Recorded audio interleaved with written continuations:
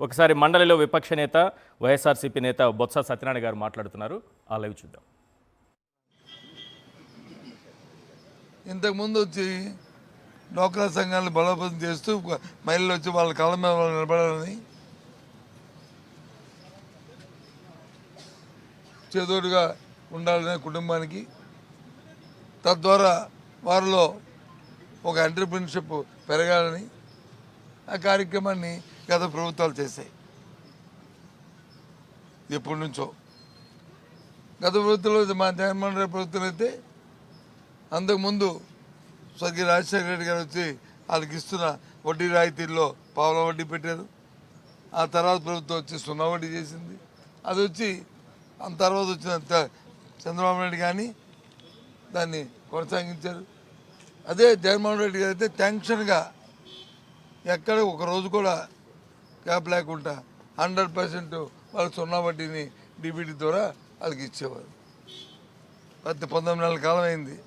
అది ఆ స్కీమ్ ఉందో, ఆ స్కీమ్ పోయిందో, ఆ 0 వడ్డీ ఏమైందో, దాని బదులు ఇంకేదైనా కార్యక్రమం తీసుకొచ్చారంటే చెప్పిన పాపాన కానీ, లేదా ఆ సంఘాలు మేము వచ్చి గుర్తించలేదని చెప్పిన మాట కానీ, దానికి కేటాయింపులు కానీ ఇవ్వలేదు, కేటాయింపులు లేవు. మరి నువ్వు ఏ విధంగా ఎంటర్‌ప్రెన్యూర్స్ని పారిశ్రామిక తయారు చేస్తావు? చంద్రబాబు నాయుడు గారు చెప్పండి. ఇది మోసం కదా? ఇలాంటివి ఒకటి కాదు, 2 కాదు, ప్రతి సెక్టార్లో ఉన్నాయి. ప్రతి సెక్టార్లో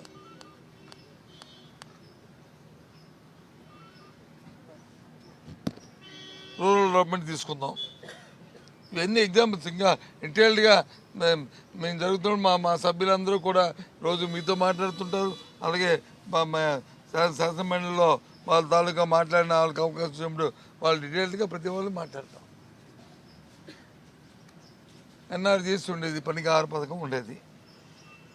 దాన్ని వచ్చి గత ప్రభుత్వం, ఈ ప్రభుత్వం వచ్చిన తర్వాత ఈ ప్రభుత్వ కేంద్రంలో దాని పేరు మార్చి 40% వచ్చి రాష్ట్రాల వాటా అన్నారు. దేంట్లో not only material component, labour కాంపోనెంట్లు కూడా, ఇంక్లూడింగ్ లేబర్ కాంపోనెంట్. దాంతోపాటు 6% వచ్చి సర్వీసెస్ ఏదైతే ఖర్చు ఉంటుందో అది కూడా, అందులో కూడా 40% కేంద్ర ప్రభుత్వం, రాష్ట్ర ప్రభుత్వాలు పెట్టుకోవాలన్నారు. అంతకుముందు కేంద్రమే ఇచ్చింది 100%, అది 6% కూడా. అంటే మొత్తం అంతా చూసుకుంటే పోనీ గత సంవత్సరం, అంతకుముందు సంవత్సరాలు మా ప్రభుత్వం దగ్గర నుంచి చూసుకుంటే యావరేజ్గా సంవత్సరానికి 5,000 కోట్లు పని చేసేవాళ్ళం. ఈ రాష్ట్రం ఖర్చు పెట్టింది మ్యాండేట్స్ కానీ ఇవన్నీ వీటితో అన్నిటితో కలుపుకొని పనికి 6 పథకం తాలూకా బడ్జెట్.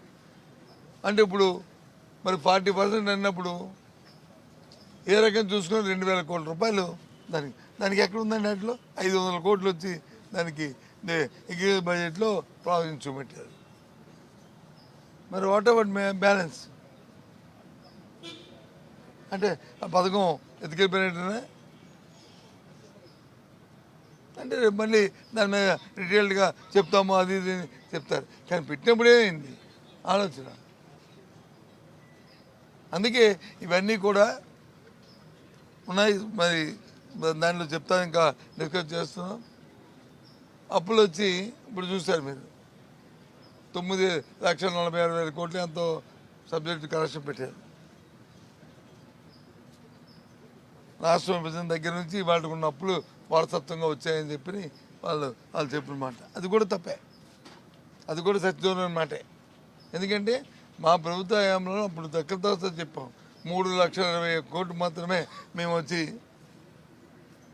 ఆ రోజు ఈ 5 సంవత్సరాల్లో ఇంక్లూడింగ్ కార్పొరేషన్తో కలిపి మేము అప్పు చేశామని చెప్పి.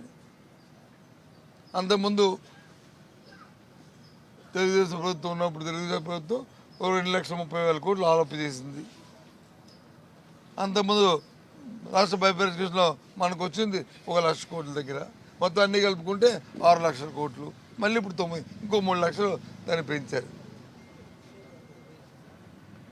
ఇలాంటి సత్యదూరం మాటలు పెట్టి మర్చిపోయి ఇవన్నీ చూసుకున్న ఇంకోటి మా ప్రమాదకరమైన పరిస్థితి ఏంటంటే లోటు బడ్జెట్. 75,000 కోట్లు సుమారు దాంట్లో డెఫిసిట్ చూపెడతారు. ఏ రకంగా మరి దాన్ని సేకరిస్తారు? 75,000 కోట్లు 97 సారీ కరెక్షన్ 97 ఏ రకంగా ఎందుకు 3,35,000 అది అంకి చూపెట్టుకుని 9,000 కోట్లు అంటే అంటే వంతాడు. ఎక్కడా కూడా ఈ రాష్ట్ర చరిత్రలో అంత